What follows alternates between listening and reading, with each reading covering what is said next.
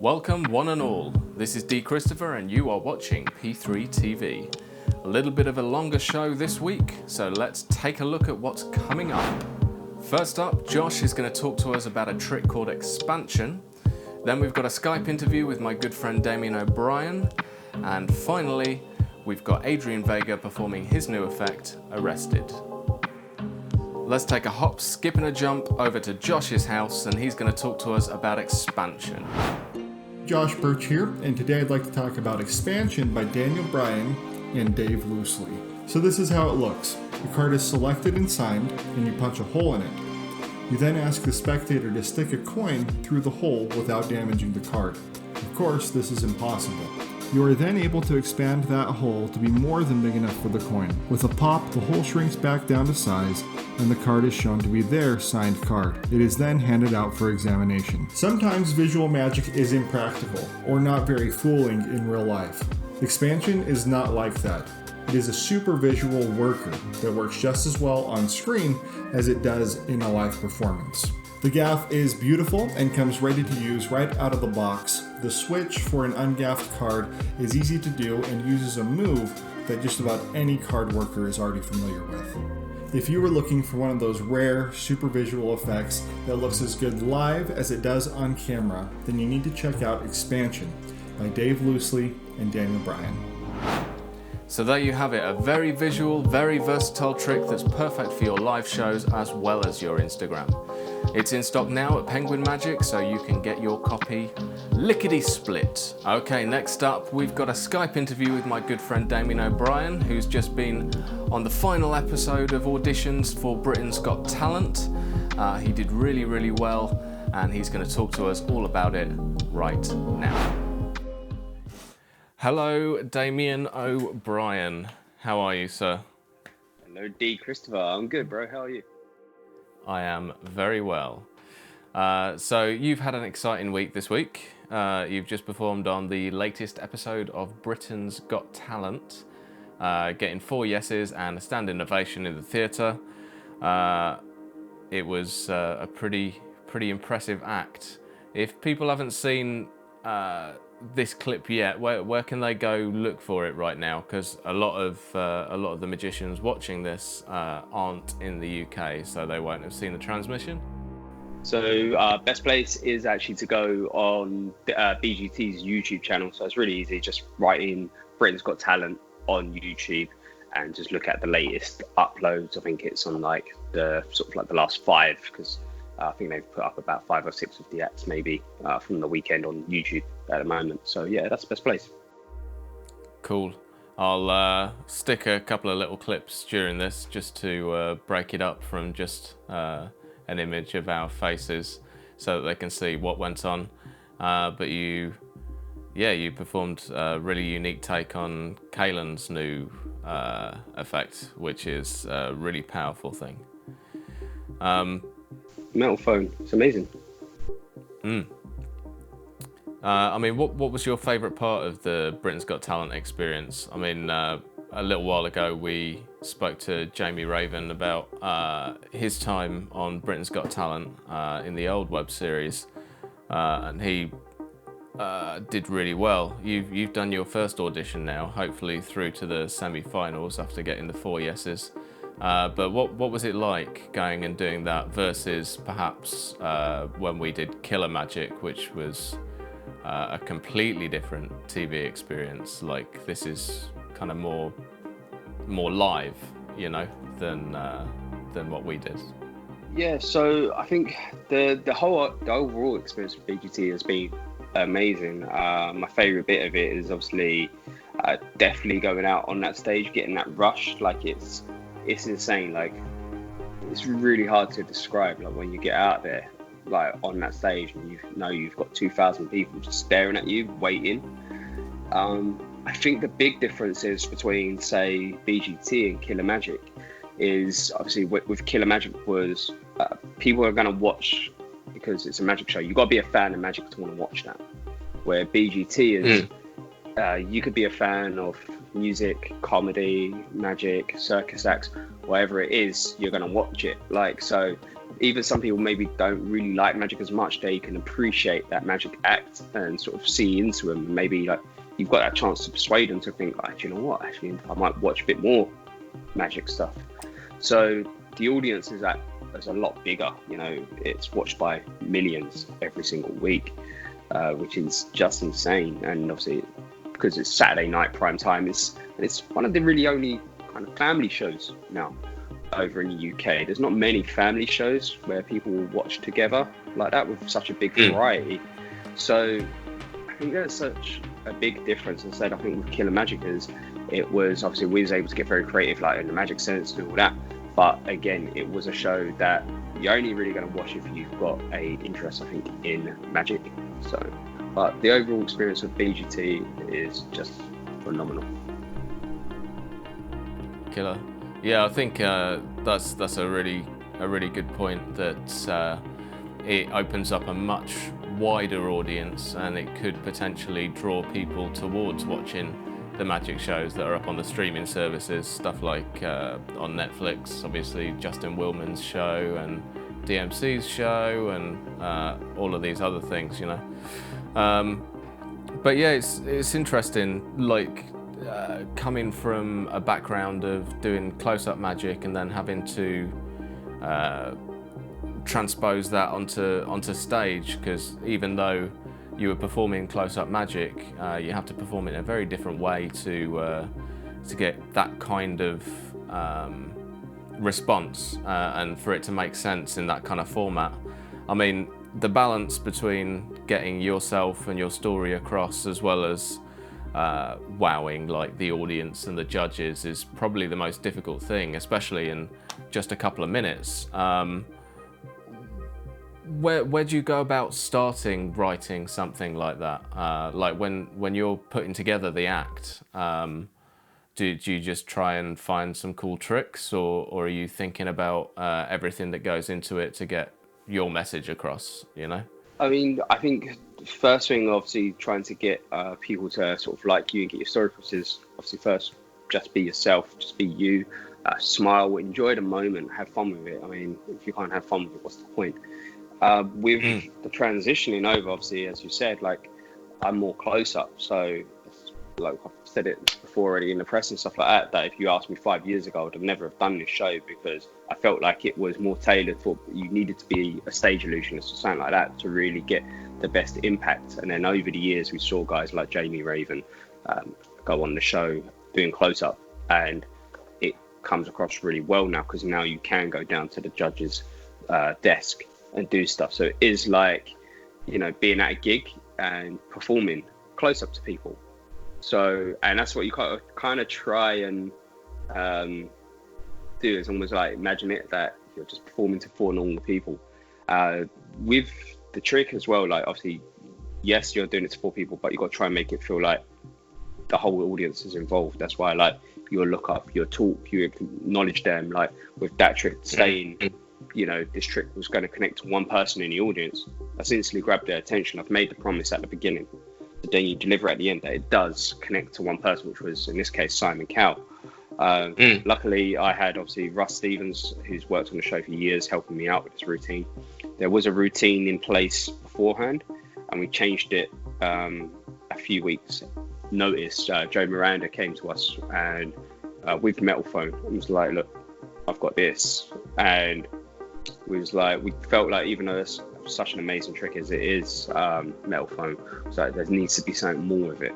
And that's why we thought, you know, having the number engraved on the phone just became so much more stronger. Yeah, it gives it like a full circle kind of feel, you know, when it calls back to the very start, which...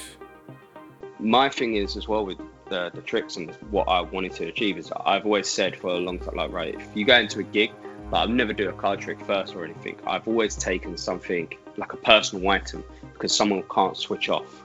Like if you borrow someone's ring, they're not gonna switch off. Like if you, especially at a drinks reception when the parties first get started, people are still greeting, and someone tries to say hello, they're gonna go, well, wait a minute, he's got my ring, I can't take my eyes off this ring.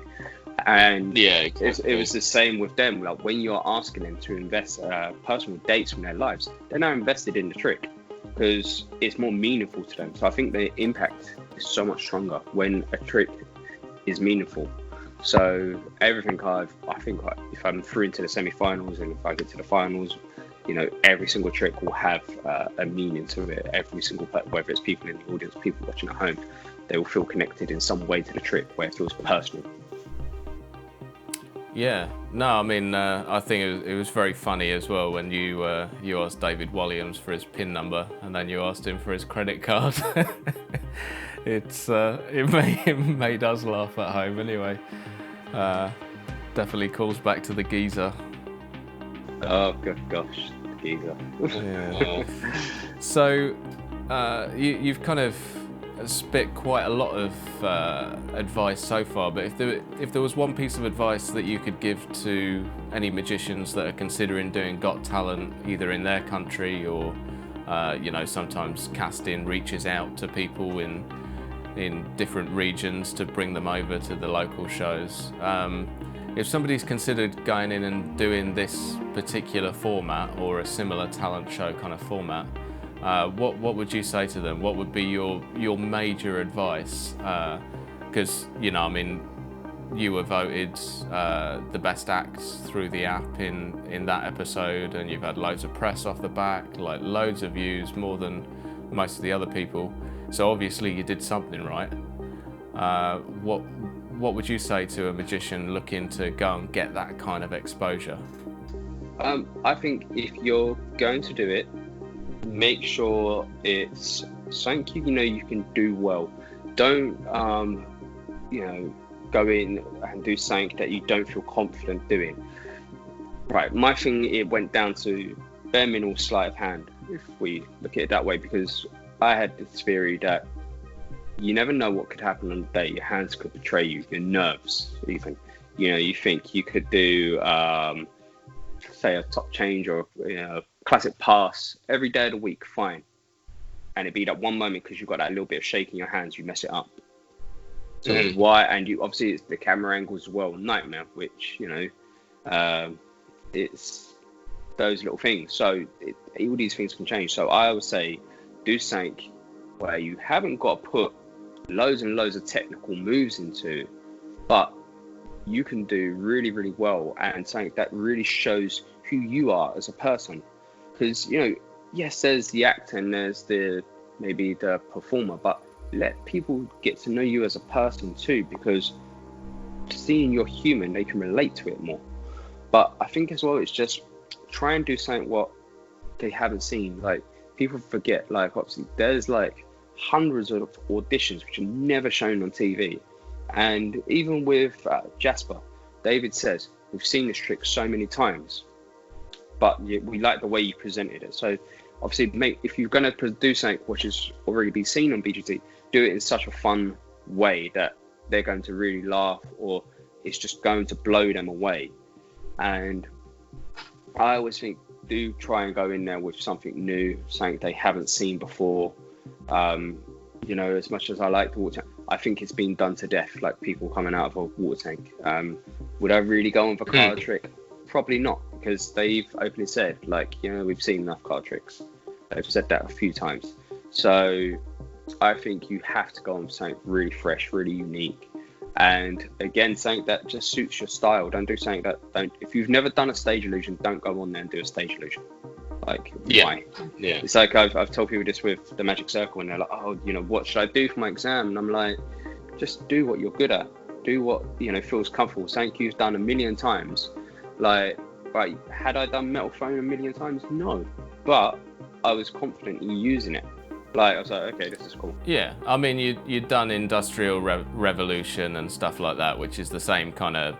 It's the same principle, you know. And, you know, obviously I'd used Cypher before a million times, so to me it was just pretty much remembering the script. So the less you have to remember, the easier it is if you can just pretty much breeze through it without having to do much. I mean, look at Mark Spellman. He just talked.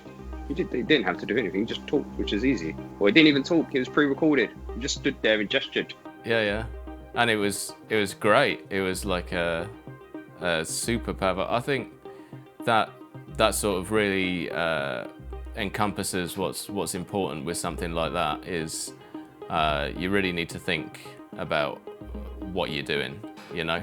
I mean, with Spellman, the twice that he was on there, like, he did his first thing and showed them who he was, and then his second thing, he stripped all that away, and you know, used pre-recorded stuff and all this, and it created a totally different feeling, and both worked. So I suppose there is space for every kind of performer on that kind of thing. So I think you're absolutely right when you say just be yourself and do what you like, what you're good at, because, you know, it's that sort of age-old phrase, like, that's on the tip of my tongue, but essentially there's no one can be you, so why try to be anyone else, you know? Yeah, exactly. That's it. Just be yourself, and, you know, people will see that. And, you know, I said, like, one of the sort of comments I've had a lot is that you just come across as so approachable. You just come across as just a normal person, and a lot of people seem to like that.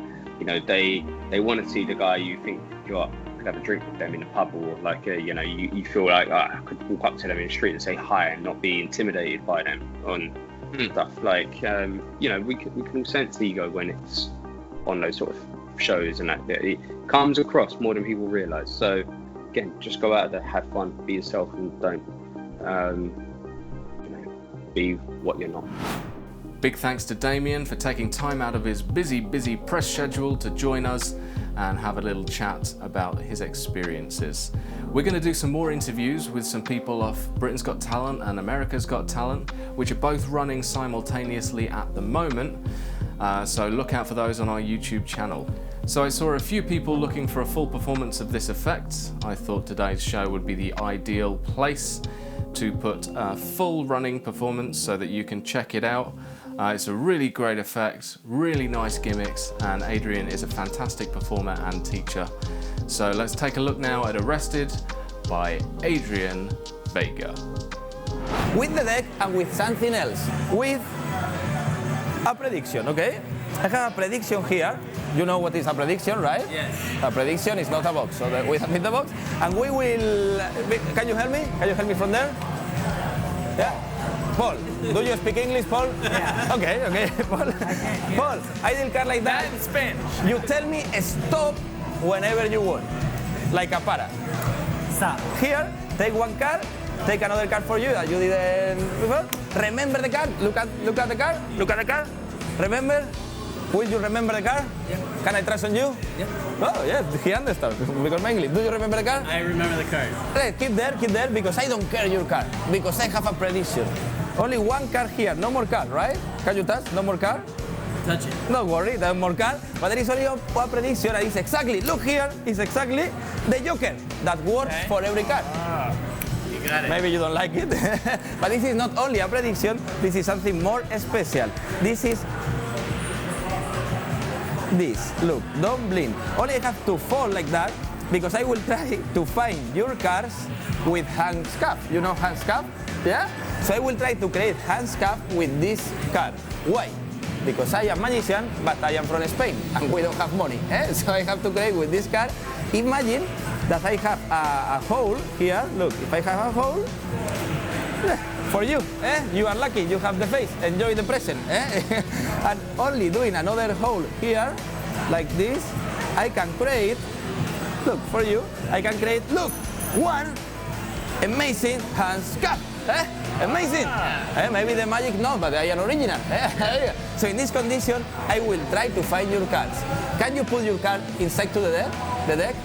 Can you put back? But remember the card, Remember the card, put inside, remember your card, and put inside to the deck. And it's very important that don't square the card. Too late, man. Okay, I will try. Can you cut the deck? Like a cut? Yeah? Cut and complete. Don't shuffle because if not I will fuck up. Okay, perfect. In this condition, can you square? Don't worry, like a square, the deck. In this condition, I will try to find your both card. It's amazing. Don't blink. It's difficult because I cannot touch too much, no? So only with 2 fingers. 1, 2, 3. Ace of spades and ace of heart. Yes or no? It's amazing? 7 of No, no, it's not your card. It's not 8, 7. Wait, don't say anything, but it's not your card. Okay, so it's not your card. Don't worry, not your card. But don't worry, because as a magician, you know that magician can find cards. Everybody can find cards. But me, I am the only one, look, that I can escape from this. 1, 2, look, and 3. It's not amazing, but I promise to find your card. For first time, what was your card? Yeah. 4 of spades. 4 of spades and 7 of hearts. I think you will never believe this. 4. No, but he God. gave me the king. 7. That's not okay. Oh, That's not okay. God. So now, this is for you, this is for me, and this is my magic. Oh my god. I thought, oh my god. Yes, Incredible. yes. This is real magic. This is real. Thanks again for watching today's show. I know it was a long one, but you reached the finish line. Don't forget to follow us on all the socials, and I will see you next time.